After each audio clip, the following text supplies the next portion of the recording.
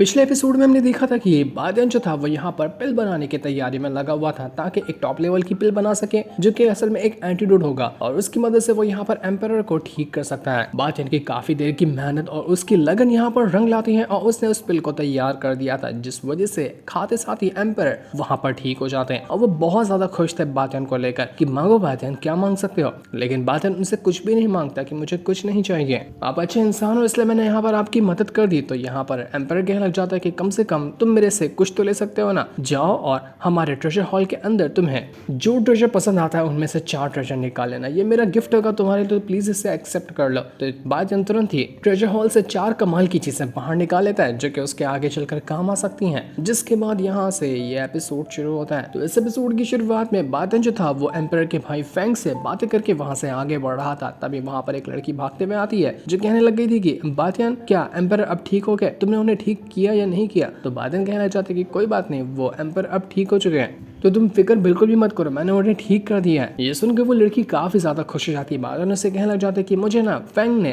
बताया कि यहाँ पर आसपास एक बहुत ही कमाल का स्पिरिचुअल पूल है जिसके अंदर अगर कल्टीवेशन की जाए तो बहुत अच्छे से कल्टीवेशन बढ़ती है। मुझे तो नहीं पता वो पूल कहाँ है, क्या तुम्हें पता है, तुम मुझे वहाँ ले जा सकती हो। तो वो लड़की कहना चाहती है कि हाँ बिल्कुल मैं ले जा सकती हूँ ना, वो जगह पास में ही है, और चलो हम यहाँ पर उस जगह पर चलते हैं। इसके बाद वो दोनों उसी जगह पर आ चुके थे जहाँ पर वो पूल होता है। ये जगह एक पहाड़ी के अंदर बनी हुई थी और ये जगह काफी ज्यादा कमाल की लग रही थी। बादन जैसे यहाँ पर आता है उसको यहाँ हर तरफ स्पिरिचुअल ऑरा घूमता हुआ नजर आता है जो कि सामने बने एक छोटे से तालाब के अंदर से बाहर निकल रहा था। वो तालाब इतना कमाल का होता है कि उसके अंदर का जो पानी है वो स्पिरिचुअल पावर से भरा हुआ है। इसी वजह से जो भी यहाँ पर कल्टीवेशन करने के लिए आता है उसकी कल्टीवेशन बहुत फास्ट तरीके से इंक्रीज होती है और इसी के बारे में वो फेंग बादन को बताना चाह रहा था। तो बादन यहाँ पर आकर काफी ज्यादा खुश हो जाता है कि ये जगह तो बहुत अच्छी है, लेकिन उसको वहाँ पर एक पत्थर के ऊपर किसी का नाम लिखा हुआ नजर आता है। तो वो यहाँ पर उस लड़की से पूछने लग जाता है कि ये नाम किसका है और ये जगह असल में पहले हुआ किसकी करती थी, क्या तुम मुझे इसके बारे में बता सकती हो। तो वो लड़की कहने लग जाती है कि असल में ये नाम जो है ना वो इससे पहले के जो प्रिंस थे उनका है। करीब 10 साल पहले की बात होगी। 10 साल पहले ये जगह पर ओल्ड प्रिंस जो है वो कल्टीवेशन किया करते थे, लेकिन अचानक में ही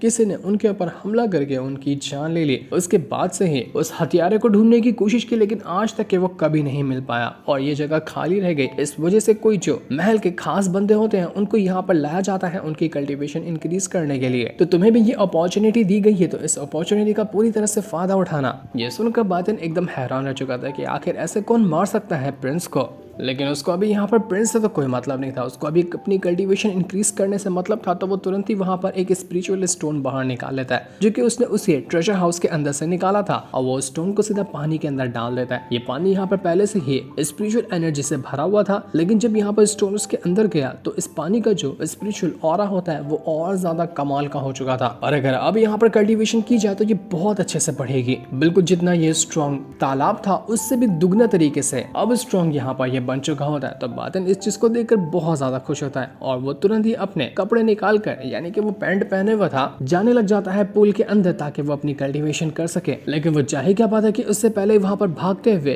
चन और रांजी और वो लड़की तीनों के तीनों आकर पहुंच जाते हैं। चन कहने लग जाती है कि बादन तुम यहाँ पर क्या कर रहे हो, मुझे उस लड़की ने बताया कि तुम यहाँ पर कल्टीवेशन करने के लिए आए हुए हो, तो मैं तुम्हें ढूंढते हुए यहाँ पर आ गई। देखो तुम आराम से अपनी कल्टीवेशन करने आए हो, अपनी तुम पावर बढ़ाओगे और तुमने हमें इसके बारे में बताया नहीं, इतना ज्यादा गुस्सा करते हो क्या तुम हम पे, लेकिन तुम गुस्सा करो मुझे उससे फर्क नहीं पड़ता, मैं भी यहाँ पर आ चुकी हूँ जो अब तुम्हारे साथ ही कल्टीवेशन करूंगी। बात इनके यहाँ पर पसीने छूट जाते हैं कि यार ये क्या हो रहा है, जहाँ पर भी मैं जाता हूँ ये लोग क्यों आकर घुस जाते हैं, मैं तो अपना अकेले और शांति से कल्टीवेशन करने के लिए आया हुआ था ना। लेकिन बातन यहाँ पर कुछ सोच समझ पाता उससे पहले चंद जो थी वो तुरंत ही अपने कपड़े निकाल लेती है और कपड़े निकालने के बाद वो उसी तालाब के अंदर जा चुकी थी। बातन यहाँ पर शर्म से पानी पानी हो जाता है कि यार इसी चीज का तो डर था, जहाँ पर भी जाता ये लोग मेरे पीछे पड़ जाते हैं। अच्छा भला सोचा था कि आराम से कल्टीवेशन करूंगा, इन लोगों को यहाँ पर आने की क्या जरूरत थी। बादल इन लोगों से कहता है कि देखो तुम लोग उधर जो कोना दिख रहा है ना वहां जाकर तुम लोग अपना प्रैक्टिस करो, मैं इस कोने में जाकर अपनी प्रैक्टिस करता हूँ और मेरे पास आना बिल्कुल भी मत। तो ये सुनते साथ ही वो तीनों जो लड़कियां होती हैं वो एक तरफ के कोने में जाकर अपनी कल्टीवेशन करने लग जाती हैं कपड़े निकाल कर,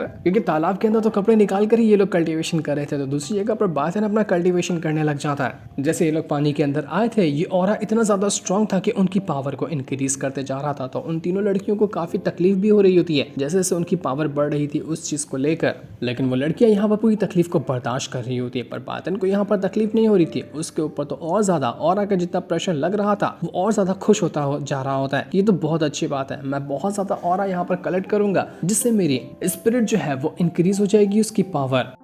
तो बातें जैसे अपनी कल्टीवेशन कर रहा था, पूरे के पूरे तालाब का जितना भी ऑरा होता है वो सब उसी की ओर जाने लग गया था ताकि उसकी पावर को बढ़ा सके। वो पूरा ऑरा से घिर जाता है, जो देखकर वो लड़कियां तो एकदम हैरान रह चुकी थी। और चंद तो भागते हुए सीधा बातें के पास आ जाती है और उससे कहने लग जाती है कि बातें तुम कितने कमाल के हो, मैं तो अपनी कल्टीवेशन छोड़कर बस तुम्हें देखने के लिए आ गई हूँ, तुम्हें देख कर ही मेरा मन भर रहा है। कल्टीवेशन गई तेल लगाने, मैं तो तुम्हारे पास ही खड़े रहूंगी। बातें का पूरा ध्यान उसकी कल्टीवेशन में था, वो अपनी आंखें बंद करके कल्टीवेशन कर रहा था। उसको पता ही नहीं चलता कि उसके सामने ही चैन आकर खड़ी हो चुकी है। लेकिन जब चैन की वो आवाज सुनता है वो अपनी आंखें खोल लेता है और आंखें खोलने के बाद जब वो अपने सामने चैन को देखता है वो पागल हो जाता है कि चैन तुम यहाँ पर क्या कर रही हो, मना किया था ना यहाँ पर आने के लिए, भागो यहाँ से। लेकिन चैन मानने वाली थी, वो उल्टा यहाँ पर रांझी उस लड़की को भी कह रही थी कि तुम लोग भी इधर आओ, जल्दी आओ, हम तीनों साथ में खड़े होकर यहाँ पर बाजियान को कल्टीवेशन करता हुआ देखेंगे कि बाजियान कितने अच्छे से कल्टीवेशन करता है, इससे हमें गार्डियंस भी मिलेगा। बेचारा बाजियान इन लड़कियों से दूर भागने की कोशिश कर रहा था। अब तीनों की तीनों लड़कियां बिल्कुल उसके टच टू टच सामने आकर खड़ी हो जाती हैं और आराम से उसको घूरते हुए देखने लग गई थी। बाजियान बिल्कुल अनकंफर्टेबल हो चुका था, उसका कल्टीवेशन में ध्यान ही नहीं जा रहा था कि यार ये सब क्या हो रहा है। लेकिन फिर भी वो हिम्मत करके अपनी कल्टीवेशन पे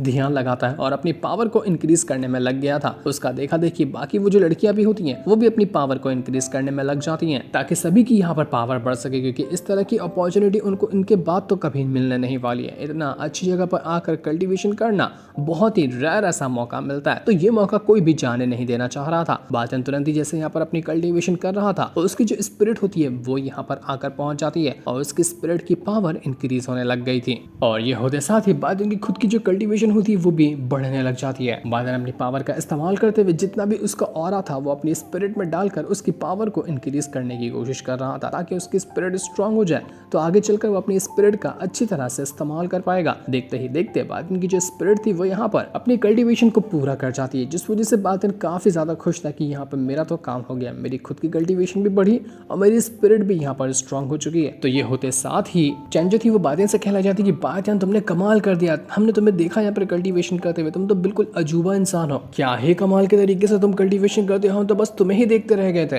तो बाजियान यहाँ पर कहने लग जाता है कि अभी जो मैंने मेडिसिन डाला था ना इस तालाब के अंदर स्टोन वाली, वो उतनी स्ट्रांग नहीं थी, क्या उससे भी ज्यादा स्ट्रांग मेडिसिन चाहिए क्या? मैं इस तालाब को और ज्यादा पावरफुल बना दूंगा, उसके बाद तुम कल्टीवेशन करोगे तो इससे हो सकता है कि तुम्हारी कल्टीवेशन और अच्छे से बढ़े। तो वो लोग कहने लग जाते हैं कि ठीक है, हम यहाँ पर उसके लिए तैयार हैं, जितनी कमाल की मेडिसिन तुम्हारे पास हो सकती है उसको डाल दो इस तालाब के अंदर। तो बातें यहाँ पर तुरंत ही वही जो छुटकू ड्रैगन का मूंछ निकला था उसको लेकर आता है और उनसे कहने लग जाता है कि देखो ये मूंछ में अगर पानी में डालूंगा ना तो इसका ऑरा जो है वो पानी के साथ मिल जाएगा और ये पानी बहुत ज्यादा स्ट्रांग हो जाएगा। तो क्या सच में तुम इसके लिए तैयार हो, क्योंकि बहुत तकलीफ होगी? तो वो लोग कहना चाहते हैं कि हाँ ठीक है, हम सारी तकलीफ झेलने के लिए तैयार है, बस तुम इसके अंदर इसको डालो और हम यहाँ पर अपनी पावर को इंक्रीज करने की कोशिश करेंगे। तो बाजियान कहते हैं कि ठीक है, जैसे तुम्हारी मर्जी, बाद में मुझे कुछ कहना मत। इतना कहने के बाद बाजियान जो था वो तुरंत ही उस मूंछ को पानी के अंदर डाल देता है। ये होते साथ ही पानी का जितना ऑरा था वो और ज्यादा स्ट्रांग हो चुका था और वो एकदम ज्यादा गर्म और स्पिरिचुअल एनर्जी से भरा हुआ हो जाता है, जिसके अंदर सर्वाइव करना एक नॉर्मल कल्टीवेटर के लिए बहुत ज्यादा मुश्किल हो गया था। अब इस तालाब के अंदर खड़े रहने के लिए भी काफी स्ट्रांग कल्टीवेटर चाहिए। तो ये होते साथ ही चैन जो होती है उसको बहुत ज्यादा जलन होने लग गई थी। वो कहती कि यार कितना गर्म पानी है, ये तो मेरे शरीर को जला कर राख कर देगा। तुमने कहा था ये स्ट्रांग होगा, लेकिन ये तो बिल्कुल आग से भी ज्यादा गर्म है, मैं तो जल रही हूँ।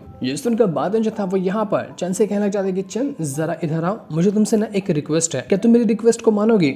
तो ये सुनकर बाकी लड़कियां जो होती है वो बिल्कुल हैरान रह गई थी कि आखिर बादन यहाँ पर चैन के साथ क्या रिक्वेस्ट करने वाला है। उसने उसको अपने पास बुलाया और करीब लाकर उससे वो रिक्वेस्ट की बात कर रहा है। सब ठीक तो है ना? जो हम यहाँ पर सोच रहे हैं वो नहीं होना चाहिए, वरना तो बहुत बड़ी प्रॉब्लम हो जाएगी। लेकिन बादन उससे कहता है कि चैन यहाँ से ना तुम कल्टी मारो, तुम यहाँ पर कल्टीवेशन करने के लिए नहीं आई हो, बल्कि तुम यहाँ पर मेरी कल्टीवेशन बिगाड़ने के लिए और सबका ध्यान भटकाने के लिए आई हो। तुम्हारी आवाज सुनकर मुझे गुस्सा आ रहा है, तो तुरंत ही अपने कपड़े उठाओ और यहाँ से बाहर निकलो। जो सुनकर चैन को बहुत ज्यादा गुस्सा आ जाता जाता है। वो कहने लग जाती है कि तुम यहाँ पर सच में मुझे इस चीज के लिए बुलाए थे, मैंने तुमसे ये उम्मीद नहीं लगाई थी। आखिर तुम मेरे साथ ऐसा कैसे कर सकते हो, मैंने तुम्हारा क्या बिगाड़ा है? नहीं, मैं नहीं चाहूंगी, मैं तुम्हारे साथ ही रहूंगी। लेकिन राजी वो लड़की तो चन को उठाकर बाहर फेंक देते कि निकलो यहाँ से। बातें सच ही कह रहा है, तुमने बिल्कुल परेशान करके रख दिया हम लोगों को। तुम्हारी वजह से हम भी यहाँ पर बातें के साथ कल्टीवेशन नहीं कर पा रहे। बातें की जान में जाना थी कि भाई बच गया, वरना तो आज मेरी वाट लग गई होती। अच्छा हुआ कि किसी ने यहाँ पर देखा नहीं मुझे इन लड़कियों के साथ यहाँ पर तालाब के अंदर। तो अब यहाँ पर बातें काफी देर तक के कल्टीवेशन करने के बाद उस तालाब के अंदर से बाहर निकल कर आ जाता है, क्योंकि उसकी कल्टीवेशन पूरी हो चुकी थी। और बाहर आने के बाद वो काफी ज्यादा खुश था कि चलो कल्टीवेशन तो पूरी हुई। इसके बाद बातें जैसे अपना कमरे के अंदर आता है, उसको यहाँ पर दिखाई देता है कि एम्परर का भाई फेंग तो आराम से यहाँ पर आकर बैठा हुआ है और उसका ही इंतजार कर रहा है। बातें हैरान कि अब ये फेंग यहाँ पर दोबारा क्यों आ गया, वो भी मेरे घर के अंदर, अब कौन सा काम है इसको मुझे। लेकिन बातें जब वहाँ पर देखता है तो उस एम्परर के साथ एक दूसरा बंदा भी मौजूद था, जो कि बड़ा ही मिस्टीरियस लग रहा था। बातें जब उसकी कल्टीवेशन चेक करने की कोशिश करता है तो उसको पता चलता है कि ये half stage marshal emperor rank के ऊपर मौजूद है। लेकिन ये कर क्या रहा है यहाँ पर इस फेंग के साथ?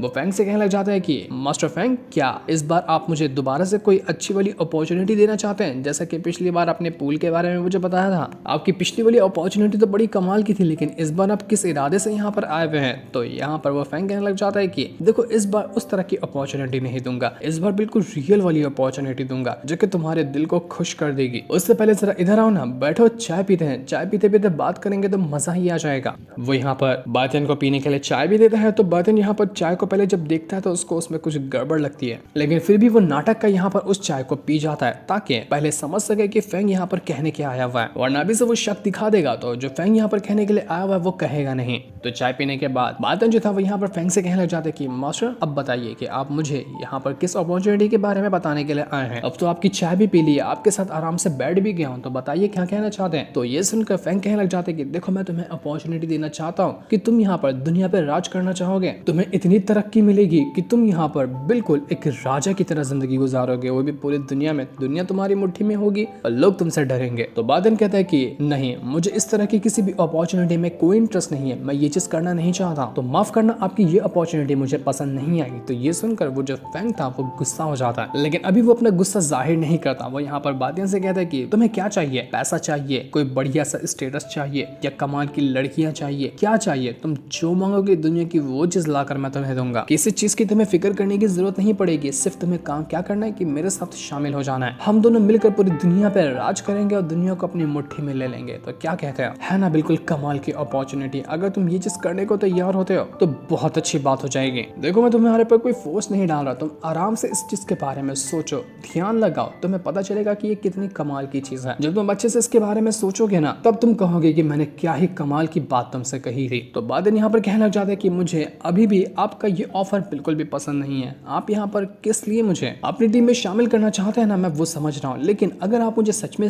अपनी टीम में शामिल करना चाहते हैं तो मेरा एक ऑफर है, उसको एक्सेप्ट कर लीजिए। मुझे ना आपकी ही पोजीशन चाहिए। अगर आप अपनी पोजीशन मुझे ऑफर करते हैं और मेरे अंडर में काम करने के लिए तैयार है ना, तो मैं यहाँ पर आपकी टीम में शामिल हो जाऊंगा। क्यों, कैसा लगा मेरा ये ऑफर? तो ये सुनते साथ ही वो जो फैंग था उसका दिमाग बौखला जाता है कि बातन, तुम्हें अकल भी है, तुम किस तरह की बात करे तुम्हें समझ में आ रहा है? मैं यहाँ पर अपनी पोजीशन तुम्हें कैसे दे सकता हूँ? तो बातन भी ये कहने लग जाता है कि मैं भी तो वही कहना चाह रहा हूँ, मैं यहाँ पर आपकी टीम में कैसे शामिल हो सकता हूँ? मुझे आपका ऑफर बिल्कुल भी पसंद नहीं है। ऐसा लग रहा था कि ये फैंग यहाँ पर कुछ तो कुछ बड़ा प्लान करके रखा हुआ। हो सकता है कि यहाँ पर अपने ही भाई जो कि एम्परर है उसके खिलाफ चला जाए और पूरे के पूरे सेक्ट पे कब्जा कर ले, या फिर इसका कुछ और ही प्लान हो सकता है जिसमें वो बादन को अपने साथ शामिल करना चाह रहा था, लेकिन बादन उसके साथ शामिल होना नहीं चाहता है क्योंकि पता है कि उसको ये घटिया इंसान है। बादन गुस्से में वो जो चाय उसने दिया था फैंग ने गरम गरम सीधा उसी के मुंह पे फेंक कर मार देता है कि दफा हो जाए यहाँ से, मुझे तेरा ऑफर पसंद नहीं है। तो फैंग कहने लग जाता है कि तूने ये करके ना बहुत बड़ी गलती करी, काट कर रख दूंगा तुझे, तेरी हिम्मत कैसे हुई कि मुझसे इस तरह का तूने बर्ताव किया? तो बादन कहने लग जाता है कि तुझे क्या लगता है कि तू यहाँ पर मुझे धमकी देगा और मैं डर जाऊंगा? अबे जाना, तेरी कोई औकात नहीं है कि तू मुझे यहाँ पर धमकी दे सके। मेरे घर में घुस कर मुझे ही यहाँ पर इस तरह से बात कर रहा है तो ये सुनकर फैंग जो था अपने जो चमचे को यहाँ पर लेकर आया हुआ था वो से कहने लग जाता है कि हिलाओ, जाओ और इस बादन को काट डालो, इसके टुकड़े टुकड़े कर देना, मैं इसको जिंदा देखना नहीं चाहता हूँ। तो ये सुनते साथ ही वो जो बंदा था बादन के ऊपर अटैक करने लग गया था, लेकिन वो बादन का कुछ कर पाता। इस सीन को दिखाने से पहले ही ये एपिसोड यहीं पर एंड हो जाता है। Thanks for watching.